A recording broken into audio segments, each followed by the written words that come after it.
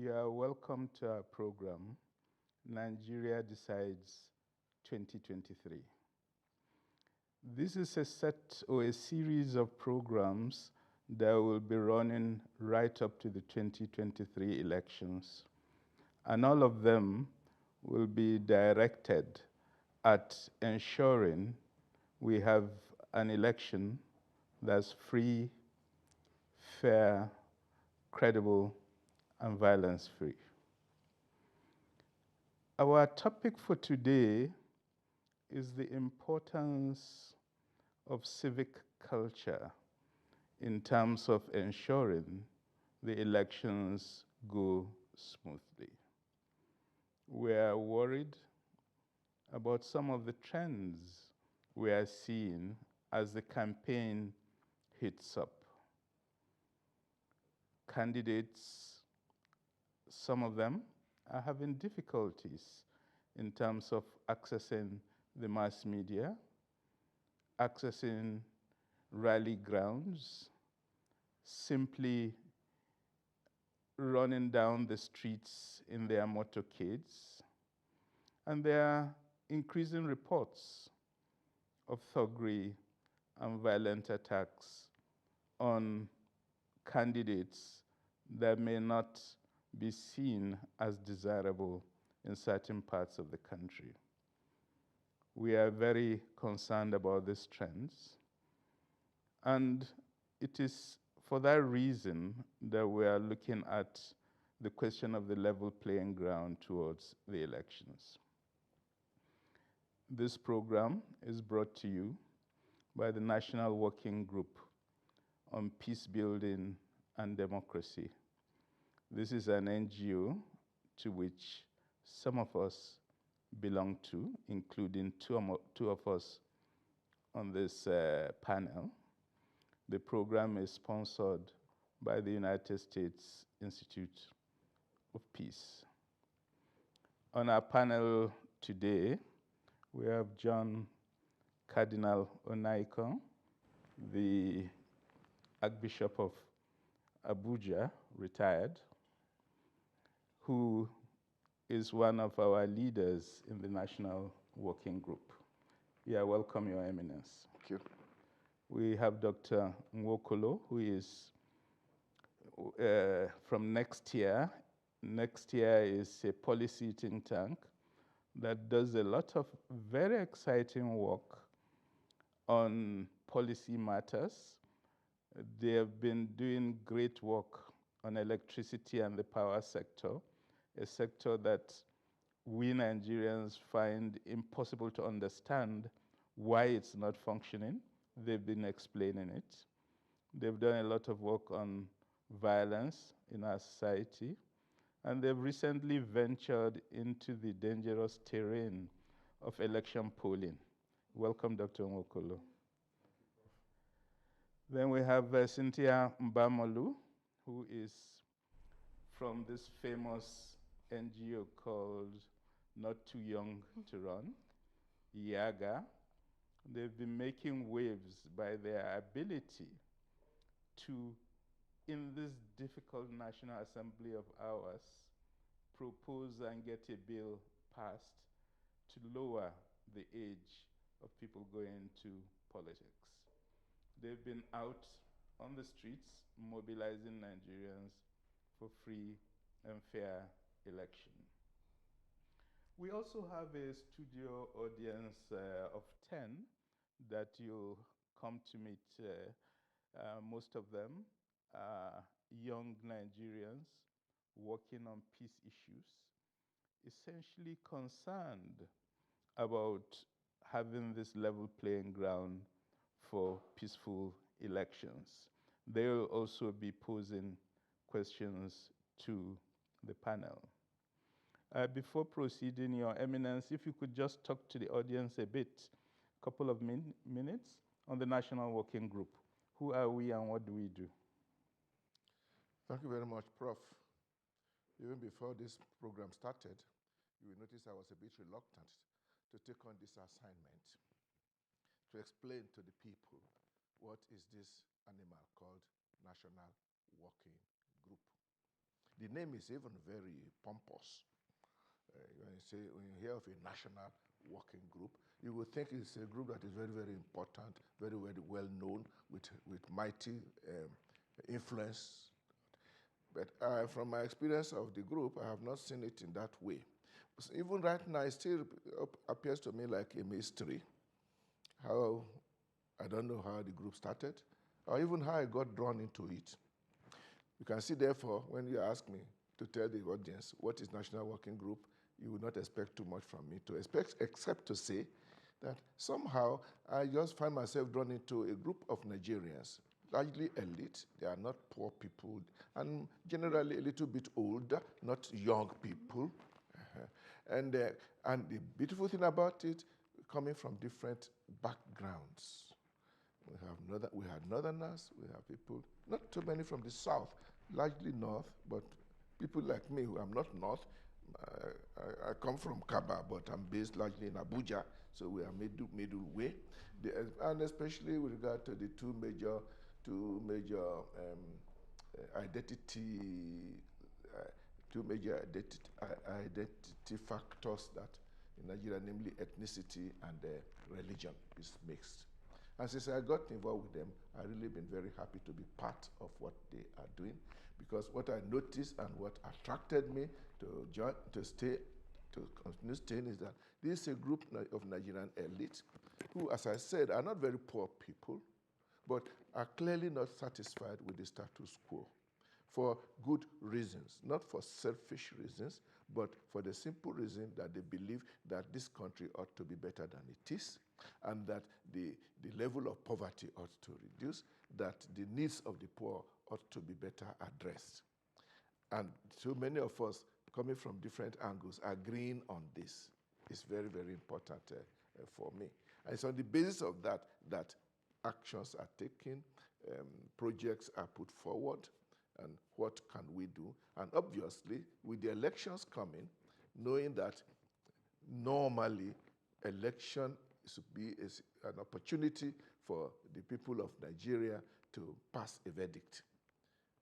Verdict on how this country has been run up to now, and also pass a verdict on what they want in the future from those who happen to emerge as candidates for election. So the program we are now run is very much part and parcel of what we have been dealing with. I must say that I noticed that there is a kind of a special programmatic partnership with the group that she mentioned now, United States Institute for Peace, yes.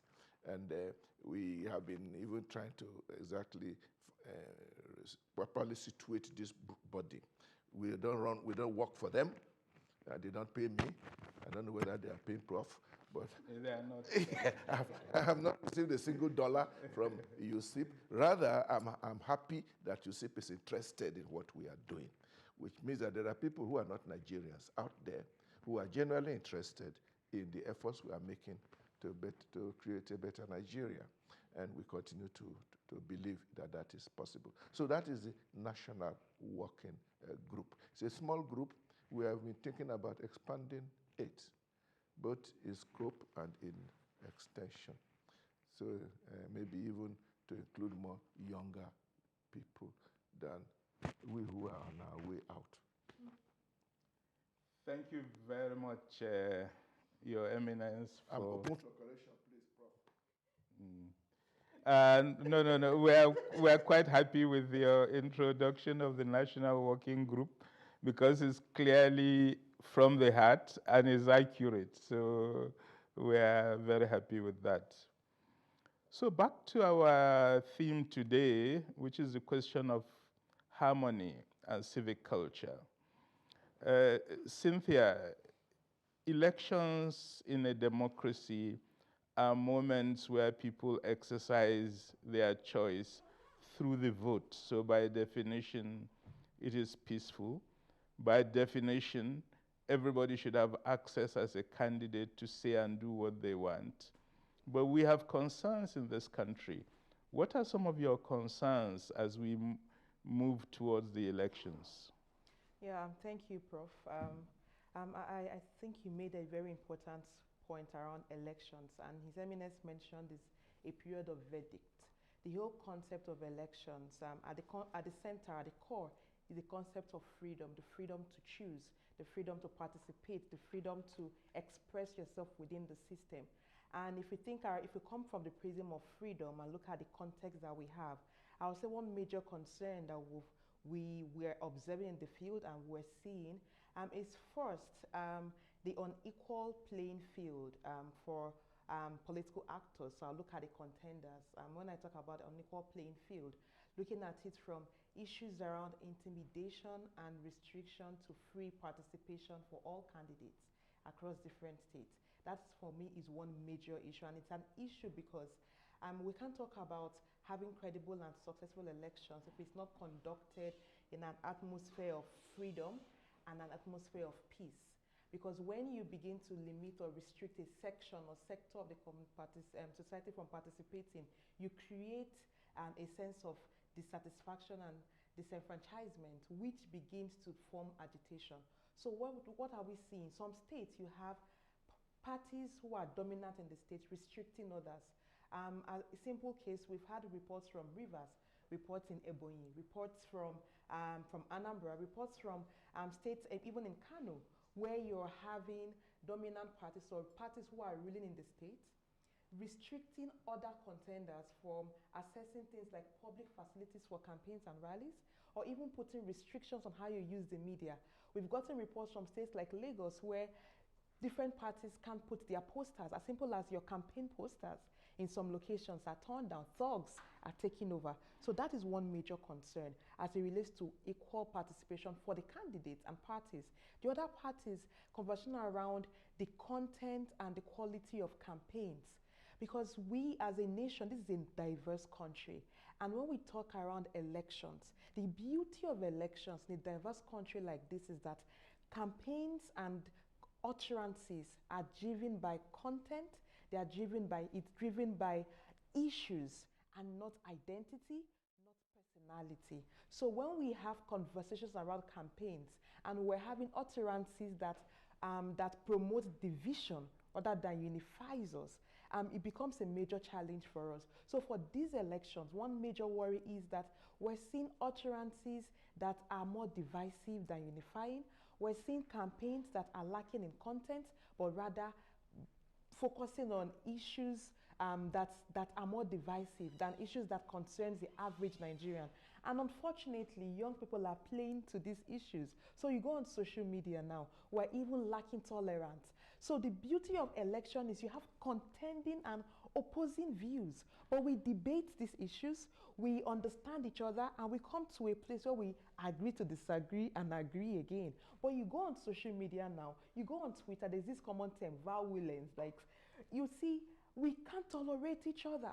So for those articulating or batified or obedient or the conquerors, it's almost like we're dividing across identities that do not deal with the core issues, which is what do each candidate have for us as a people?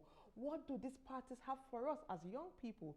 And we're falling into this division, forgetting that at the end, what matters is the harmonious coexistence of us as a people towards achieving development. So it's unfortunate that this is also becoming a trend, and I believe that for young Nigerians, we need to wake up and realize that this is about our nation. It's not about these identities. It's about the issues that affect us as a people. So for me, this is the other way. I think the third for me is the quality of the process. Because if the process is questioned, if the process does not inspire trust or create doubt, then people begin to doubt and people begin to look for reasons to exclude themselves from participating. So at the end, the quality and the content of the process, its credibility, is very important in inspiring confidence to participate. Thank you so much for that brilliant analysis. When I grow up, I'll learn to be such a good analyst like you. Dr. Nwokolo, you have been tracking the issue of violence in our politics in general, but also specifically as the elections approach. What are you finding? So let me start by the last poll we conducted, which you mentioned. One of the questions we asked Nigerians who participated in that was, what is it that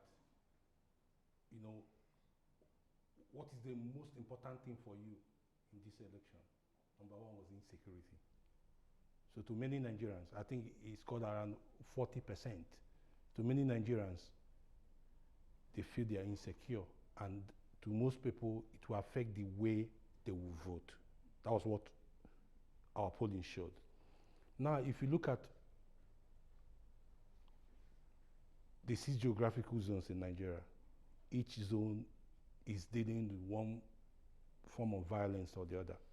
The Southeast, issues of secession agitation, or with the coming of unknown gunmen terrorizing the area. You go to the Southwest, kidnapping and court groups, the whole of that area. You go to the South-South region, court groups and piracy. You come to the North Central, farmer header and a bit of banditry. You go to the Northwest, banditry. You go to the Northeast, terrorism. Now, what is happening is that these are already existing violent conflicts, and they are playing a role in this election. One may ask, how can you say they are playing a role? How can you be able to aggregate the two and to find out how each is fueling the other? Let me use the Southeast for an instance. Just like Cynthia mentioned, what is happening in the Southeast? You find out that politicians who are likely to lose the election, or who think their popularity is not recognized by the people, are using unknown gunmen to terrorize areas where they think their support is very low. So you find out, even in social media, if some of you could recall, about 3 weeks ago, some people attacked a particular village in Enugu, where people were having a meeting for a particular party. Let me not mention it, but I'm sure we saw it. And the people kept shouting, "We don't want a particular ethnic group here." Meanwhile, the party that was having that village meeting or party event, the man who should be from that party is from that zone. So why are you attacking your own people and using another name to cover it? So you find out that politicians are now using existing conflict to cover what they are doing. That's what the South is. Now go to the South-South. As of 2 weeks ago, both in Delta and River State, there's a spike in court activity. Court groups are killing people, trying to cover an area, hold a territory. Because as they are moving from being militants to becoming court members, what they are doing is that they are looking for relevance, they are looking for political relevance. And politicians are cashing in on their access to violence to cover an area. That is for the South region. If you go to the Southwest, of course, Lagos is, as she just mentioned, is from the data we are tracking, Lagos might likely produce the highest violent incidents in the country. Why is this so? Because wherever you have a kind of power parity between two political parties, they are becoming dominant. The threat is easier. Like in Lagos, we know what the dominant political party. However, it's equally that if you look at what happened in 2019, where some people were stopped from voting by talks and some other violent groups in Lagos, and looking at this election now, and then with the incoming of a third force, it means that in Lagos, the former dominant party in Lagos will be contending against 2 other groups, with one of them going for a dominant second highest ethnic group in that zone. So Lagos, we need to watch out for Lagos. That is very important. Now, if you come to the North Central and Northwest, banditry is everywhere. Initially, when we were looking at the election, how violence will play out, I was thinking this election, unlike 2015, which we knew there were 2 major divides, ethnicity and religion played a role. But in 2019, it was easier to understand that the 2 dominant people were coming from the same religion and from the same ethnic group. So we didn't see that kind of ethnic religious narrative. But this time around, I was thinking we're going to have something like 2019. But no, this is quite different. It's quite different that you have young people who think that whoever they support must win. So you have a kind of a clash of civilization between rural and urban dwellers. So people are coming up with ideas and they're thinking we must win. Now, if you take Zamfara and Kaduna, you understand what I'm saying the more. In Zamfara, what happened in Zamfara is that AP, I don't want to mention parties, but the two major political parties are always almost at a par in that state. So, and that's why you have young people from both camps clashing against each other.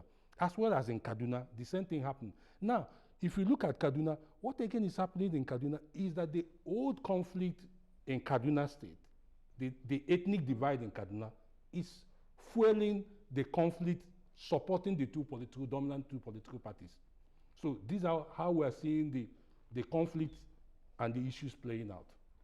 Thank you. This is really a very disturbing trend. Cardinal Onaikon, over the past 2 decades, I've followed closely the work of the Justice, Development and Peace Commission of the Catholic Church, which has been trying to introduce a civic culture, tolerance, peaceful conduct of electoral behavior in this country. But the reports we are hearing is that that's not what appears to be winning. What's your own view and what's your own concerns about these trends? Thank you very much, Prof. Hearing Mr. Wokolo and his analysis, which is almost as brilliant as that of my daughter there.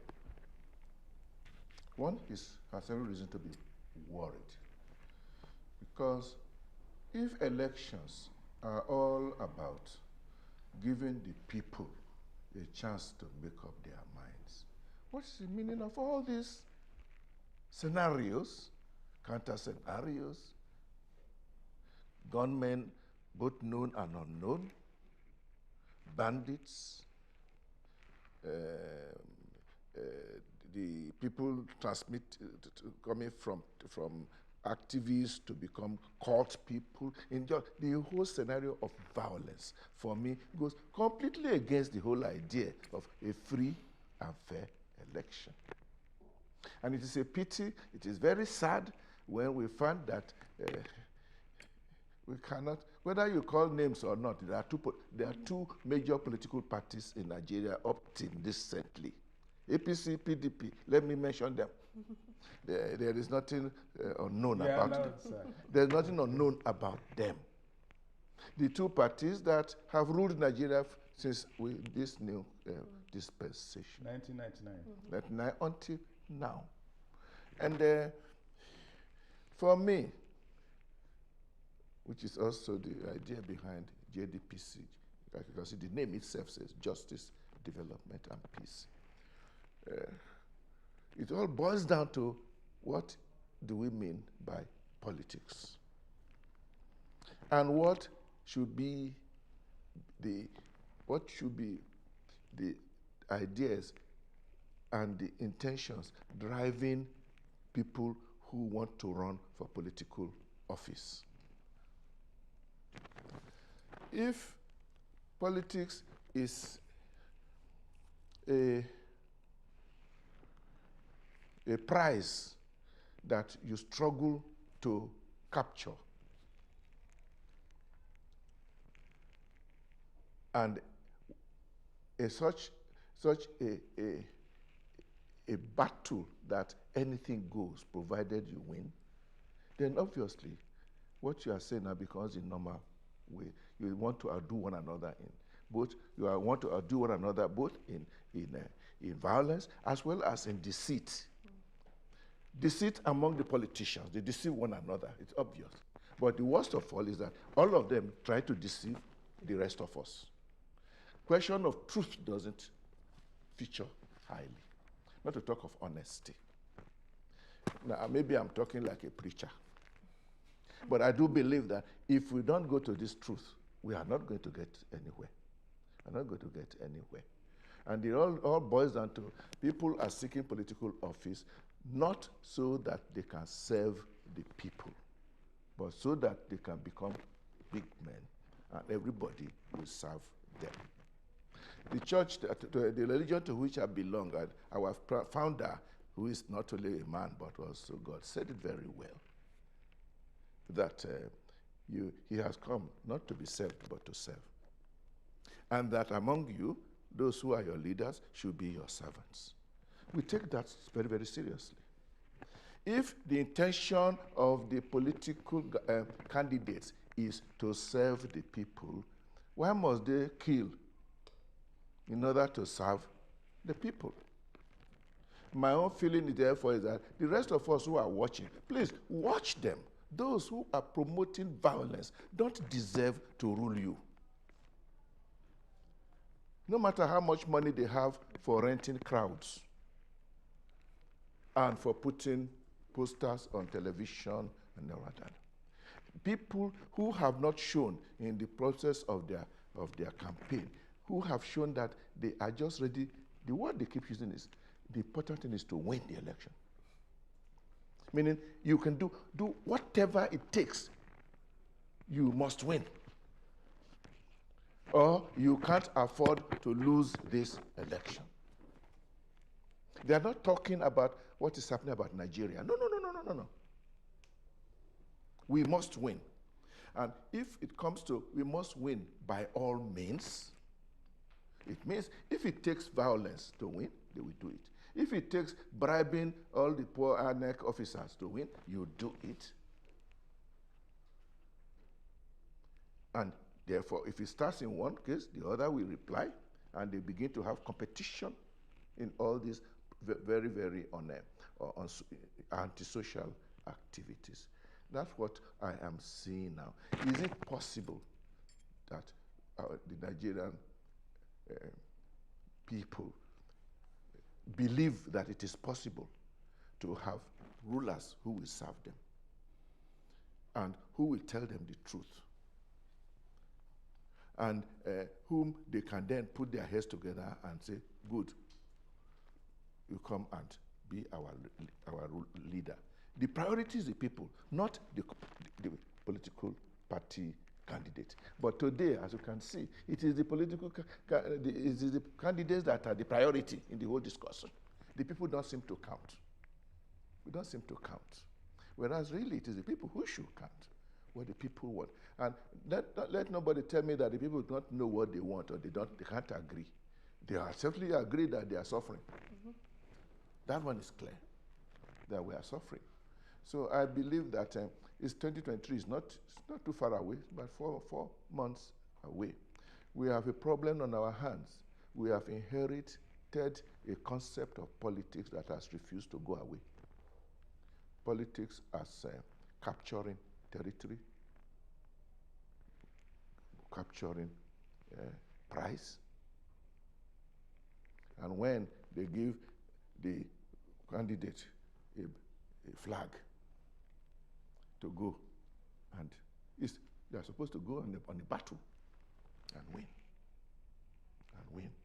We are not supposed to go and tell the people, I want to rule you, do you want me? No. Because the whole idea of election is you explain to the people how you intend to serve them. Then you let them tell you during the election whether they want you or not. Is that the name of the game right now? It is not. And I don't think that kind of idea is sheer utopia, because there are other countries where it is working, where politicians make themselves available for service and observe a minimum of good and civic, what word were we using? Civic culture. Civic culture.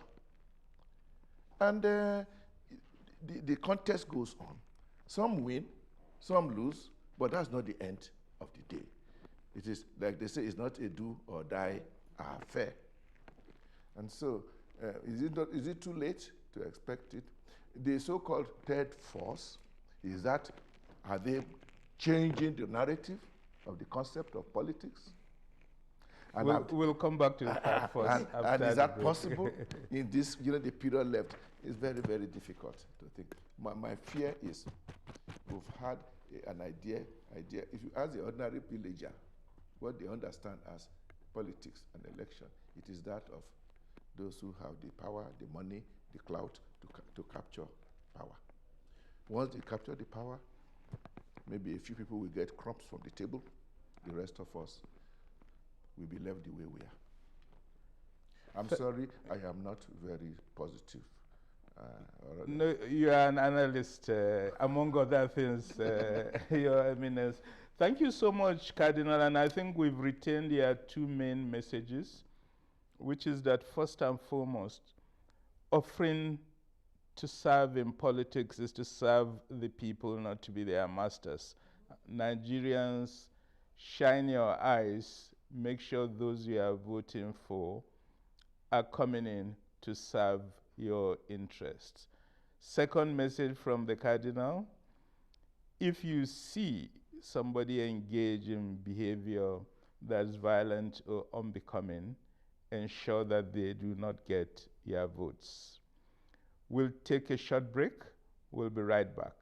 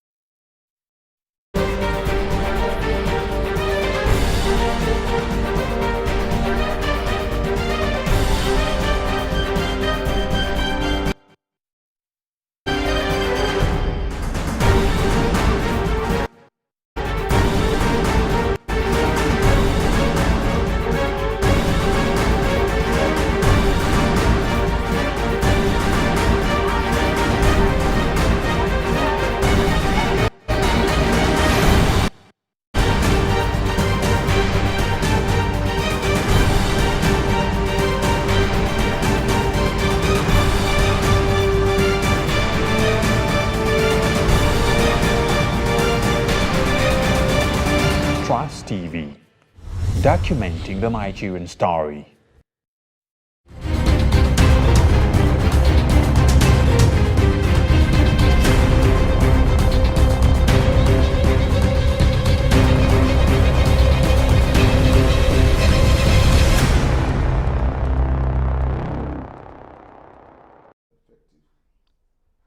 Viewers, you are welcome back to the program.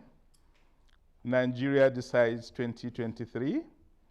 And today, thanks to the National Working Group on Peace Building and Governance, we are trying to discuss vital concerns about the elections, the emergence of violence, the disappearance of a level playing ground for candidates in the elections.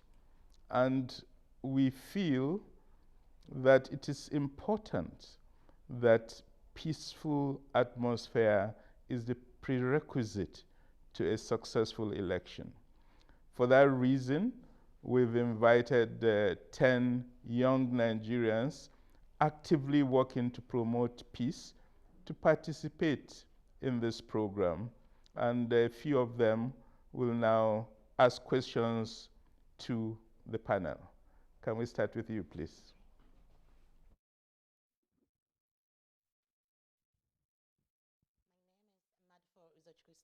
Scientist Madfa Uzachkristella Sali, and here's my question.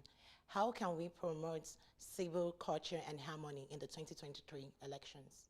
Thank you. Thank you. Yes, please. Okay, thank you. My name is Jonah Akufai, and my question is specifically to Cynthia. I just want to ask, how can we build trust in terms of institutions like INEC and also our security agencies? Because you find out that most times you go for elections and at the end of the day they say they cancel election in certain area, and this also breeds violence in some instances. inconclusive election, and funny enough, there won't be violence in those areas. So how can we build trust in terms of INEC and also our security agencies? Because sometimes these things happen, and the budget we spend on security, we need them to nip these violences before they even happen. So how can we build those trust between those two agencies? Thank you. Thank you, Jonah. Yes, can we go over to you? Okay. My question goes to you. Your name first. Cynthia Amabu Livingstone. Please, most violence arrive because people feel there is no justice, there is no fairness, there is no equity during elections. Are we very sure this our INEC is going to give us equity, fairness, and justice during this 2023 general election? Thank you. From behind there, yeah. Good day. My name is Emmanuel Atromi. My question goes to Dr. Monkolo. I want to ask, how would you inculcate data-driven election campaigns towards affecting the lives of people living with disability and special needs? Would you in any way find such things possible to get them included in the electioneering process? Thank you. Thank you. Anybody with a question for the Cardinal? No. Okay. Thank you so much for these very useful questions that you have raised. Cynthia, there's a lot of concern. Is INEC ready? Will they do the needful? Over to you. This is a big question, and I don't work with INEC. But I think it's always important to give INEC the benefit of doubt. Just looking at recent elections, INEC did conduct the elections in Ekiti and Osun, and we saw how the process was a marked improvement from previous elections. However, as we engage the next elections, we need to engage from a point of cautious optimism. Why? We can't, as a people, sleep on our responsibility of civic vigilance. And that's because while we expect INEC to do the needful, the way we build trust is by continuous engagement and questioning to the Electoral Commission to get answers, not by spreading fake news or disinformation. But where we have issues of concern, we must reach out to the appropriate authorities to get the right question. And we can engage INEC on different platforms. That's one. The other part is we have worry within the civil society space around issues around independence, right? And because the political class, there's a lot of pressure on INEC. There were questions around appointments of some of the resident electoral commissioners that citizens raised, but those questions or those concerns were not addressed. So we have some people who we may not necessarily trust their character and their integrity. But elections is beyond 1 or 2% now. So what do we do as a people? Because we expect INEC to act by the rules, but now I would throw back the questions as a people. We have important tools. One, the new Electoral Act gives us some levels of power to hold INEC to account. But the only way we can hold them to account is to empower ourselves with information. So first, I would advise Nigerians, read the new law, read the new elections guidelines, because that is how we can draw up our checklist on the questions we want to ask INEC at the national, at the state, and the local government level. When we begin to ask the right question from a point of information, INEC will have no other option than to do the right thing. But we also let the political class that we are informed, because they put the pressure of INEC. But if we as a people hold on to what is important and demand accountability, would also let the political class know that the people are watching. And I think it begins with how we arm ourselves with information.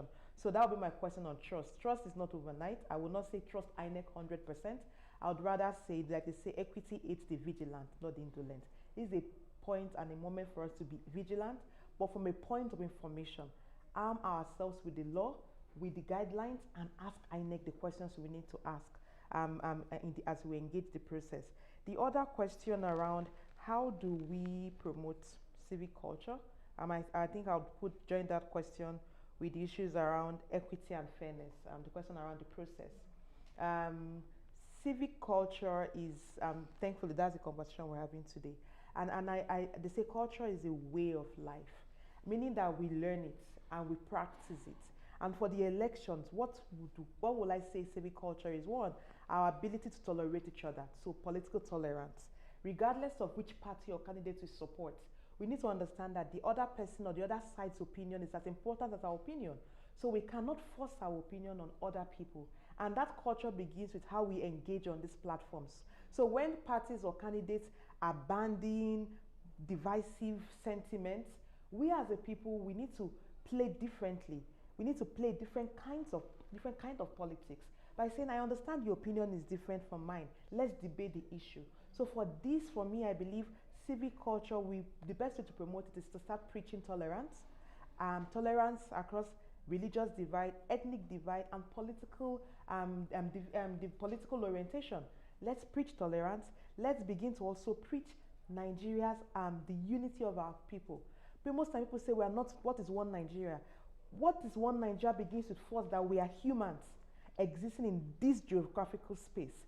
So even if we say we don't agree with each other, the fact that we are humans is what unifies us first, unless you don't think you're human. But if you believe that you're human and you live in this geographical space, then there is that spirit of oneness. And from that, I believe we can start promoting culture because, like I say, it's a way of life. It's a gradual practice that begins to understand that your opinion is as important as mine. And my professor used to say, human rights is, I can spin my hand, but as long as it does not hit the other person's nose, we're fine. But when you start to move your hands, I have the freedom to move, but you're hitting the next person, then that freedom becomes a threat to the freedom of the next person.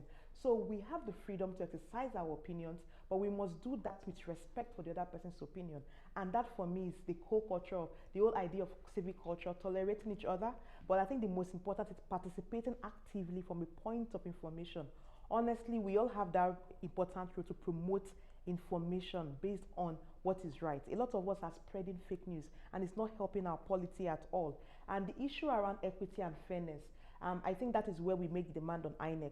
How do we promote equity and fairness? That there is strict compliance to the rule and uniformity of practice. Because to promote equity means that every side has the freedom to exercise their franchise. And for these elections, when it comes to our process, INEC has a responsibility to ensure that there is compliance to the law and there is uniformity of practice across board so that one side will not feel that another rule applies to the other side. Because if we apply the rule across board to all sections and to all sectors, it creates that sense of fairness and inclusion and no one feels that they've been excluded. And I think this is where we make the demand on INEC. But INEC will not, it's not wishful thinking. We can't sit down and say INEC will do right, which is why at the end I say vigilance is key. We need to make that demand on the electoral process by making sure INEC acts. For the political parties, we need to call the political class to order. Let's not give them any excuse. No time to give excuses for politicians. We need to hold them to account if we want to see equity and fairness in our process. I don't know. That's a brilliant expose of the notion of civic culture. That is all about the citizen. Yeah. And the first responsibility of the citizen is to know the rules, to know the process, to know their rights, and to know the duties of their citizens, but of other bodies that have a role in that process. Secondly, having known the rules, it is important that you make sure you advocate that every other stakeholder plays their own role correctly. That's the vigilance that Cynthia is talking about. The question on data-driven elections, Dr. Nwokolo, I think it's been raised specifically in relation to persons with disability, yes. But I think it's important to raise the question of the importance of data in more general terms before zeroing in on persons with disabilities. Okay, first let me say that if I even want to go the other way, to say that issue of safeguarding or trying to protect people with disability as it pertains to this election is more of a core governance thing. So we need to look at it from a very holistic angle, which is governance. And governance here, we look at it from both from a formal governance and from informal governance. If I may ask a question, I'm sure all of us, either we took the lift or we took the staircase. So when we construct our buildings, do we put it in our mind that there are people who may not be able to climb staircase, so we need to make platforms and rooms for them? Both in our mosques and our churches, we don't even put those things. I'm not indicting the church at all. But it shows the way. My church has ramp. Yes. So it shows the way we as a people are not putting this thing into consideration. So if we start enforcing it even from our homes to make sure that members of our family who are disabled in one way are properly taken care of, then it's easier for us to enforce the government to take care of them. I remember I monitored the Kenyan election, the first Kenyan election in 2016. I saw the way Kenya was able to organize the election in such a way that people with disability were given room, even the places they went to vote. They made sure that they didn't take them to places where they needed to climb staircases and all that. It shows a society that cares. So I think we might start from that. Then to issue of data, data cannot be underemphasized in anything. As of last week, we came out to say that 133 million of us are poor. Extreme poverty. So it shows that with data, you're able to plan. Countries that keep data are able to plan. So for instance, if you live in Abuja and today 20 women gave birth, every city will now know that in 6 years' time, those kids will be going to school. So how are you planning to make sure that those kids, that while it's time to go to school, you're able to make that room for them, to provide to them to go to school? Every city or every country should know when people will turn to 18. In most countries, as you're turning 18, they are sending you an email or a letter to your house to say you're turning 18, you are now old enough to vote. So that's why someone like me, I don't believe there should be something like continuous voters registration. It should be something that is constant. Once you turn 18 today, tomorrow you should go and register. It shouldn't be a room you open 3 months and ask all of us to file into one primary school and fight each other, and then you close it out. No, it should be continuous. It should be everyday thing. So with that, you're able to know people who get a certain age to vote will automatically go in and enroll. So this is how you keep data. And when people transfer from one place to the other, they're able to move to the next place. So these are part of the processes of making sure that election is free and fair. So I think that's the way I'll answer this. Thank you, Doctor. One final issue we want to address in this discussion is the whole question of this specificity of this election, which has to do about a third force. As we know, all of Nigeria's contentious elections, 1964, 1983, 1993, and the last 3 elections have all been between 2 major parties. And in recent years, it has been between the PDP on the one hand and currently the APC. Now there is the Labour Party, which is making waves as a credible third party.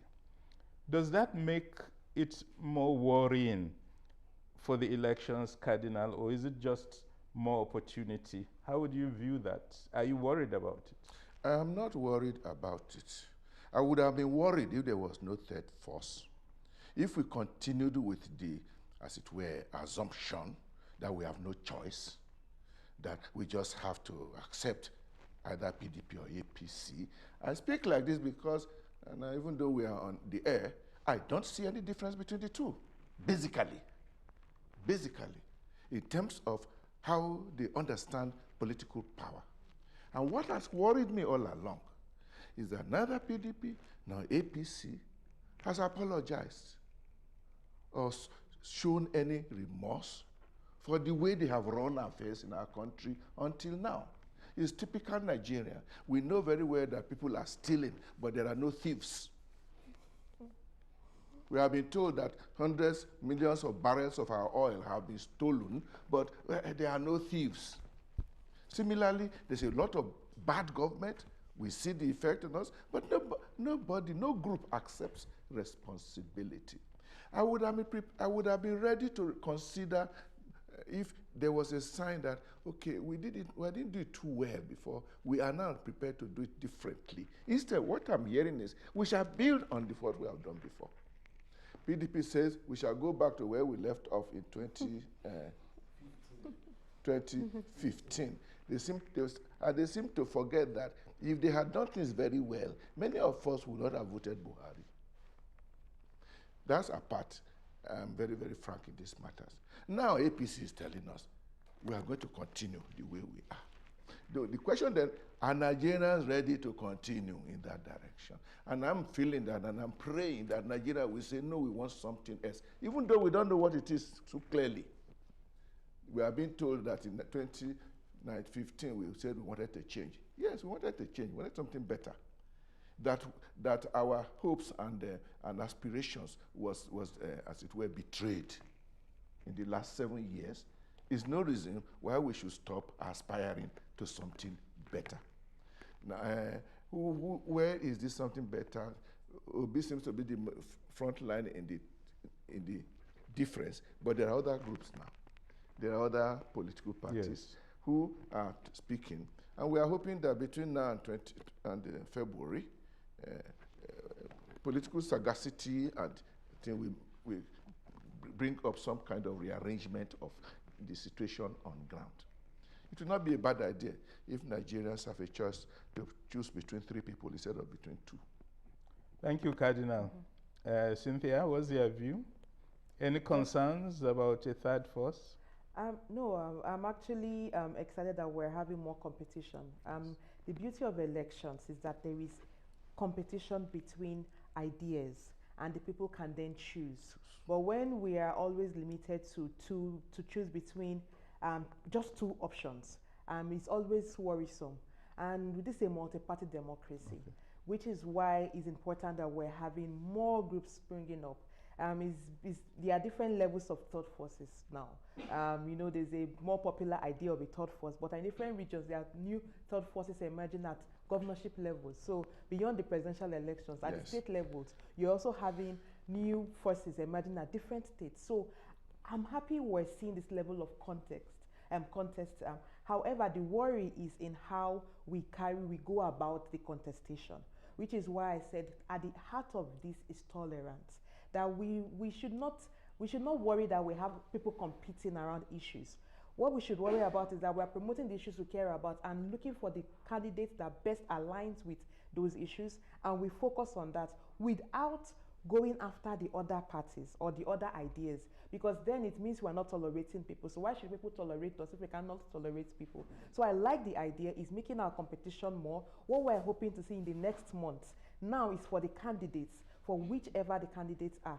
You now know that there's competition. Now, can we compete on the issues? Can we debate more around the issues so that we can choose better who best represents our interests? I think for me, that is what is important. It's beautiful. This is democracy, but we need to review the way we are competing around the issues. Dr. Nwokolo, you have just 30 seconds. So I think this is the right way to go. The more the merrier. But most importantly, what is good here is that if we can tie this to free and fair election, it means that we have an opportunity to vote out the party the next time. Thank you, viewers. It's been an exciting discussion on the importance of having harmony and civic culture guiding the 2023 elections. We've expressed our concerns about some of the worrying signs we are seeing, people being blocked from rally grounds, access to media, or just moving around their cities to campaign, issues about thuggery and violence. And the point I think our panel has insisted on is that elections is about choice, and choice is expressed in a context of peace. They've emphasized that that peace requires that citizens, we as citizens, play our role, that we know the rules, that we respect them, and that we demand that all other stakeholders respect those rules. Finally, we've discussed the specificity of the 2023 elections, the fact that more forces are emerging than has been the case with previous elections might be an opportunity for Nigerians to have a wider set of choice to choose from, and that may finally give us the change we want.